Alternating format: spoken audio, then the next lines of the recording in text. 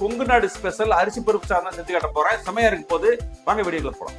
அடுப்பத்தை வச்சு ஒரு cooker வச்சாச்சுங்க. 2 table spoon கடலை எண்ணெய் போட்டுருக்கிறேன்.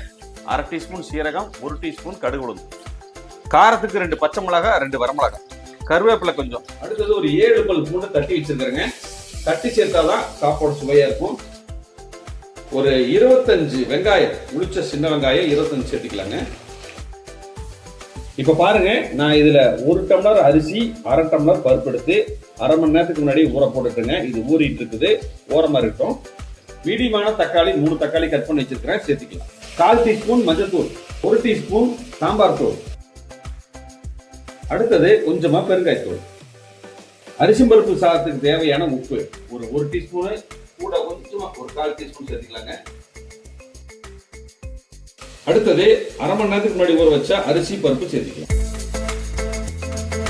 இப்ப இந்த சாதத்துக்கு தேவையான தண்ணி 3 டம்ளர் தண்ணி சேர்த்துக்கலாம். 1 டம்ளர் அரிசி, 1/2 டம்ளர் பருப்பு, 1/2 டம்ளர் எடுத்துருக்கிறேங்க. ஒரு 3 டம்ளர் தண்ணி சேர்த்துக்கலாம். இப்போ நல்லா மிக்ஸ் பண்ணிக்கலாம். இந்த நேரத்தில் உப்பு செக் பண்ணிக்கோங்க, இப்போ கரெக்டாக இருக்கு. இப்போ நல்லா கலந்து விட்டாச்சுங்க.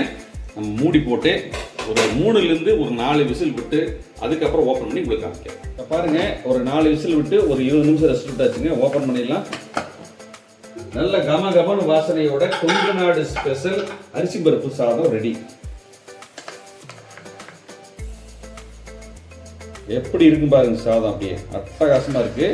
ரொம்ப உதிரியா அந்த சாதம் வரக்கூடாதுங்க. லைட்டா ஈரப்பதம் இருந்தாதான் இந்த சாப்பாடு சாப்பிட்றதுக்கு சூப்பரா இருக்கும். சரிங்களா? ஒரு அருமையான அரிசி பருப்பு சாதம் பண்ணியிருக்கிறேன். கூட இதுக்கு என்ன பொரியல் பண்ணியிருக்கேன்னு பார்த்தீங்கன்னா, அட்டகாசமான கோவக்காய் வறுவல், முருங்கைக்கீரை பொரியல். இந்த 2மே சூப்பராக இருக்கும். இதை விட இனிமே ஒரு பொரியல் நல்லா இருக்குங்க. கத்திரிக்காய் பொரியல், உருளைக்கிழங்காய் பொரியல்லாம் இதுக்கும் நீ சூப்பராக இருக்கும். இதே மாதிரி நீங்களும் ட்ரை பண்ணி பார்த்துட்டு எப்படி இருக்குன்னு சொல்லுங்க. நன்றி, வணக்கம். அடுத்த பார்க்கலாங்களா? பாய்.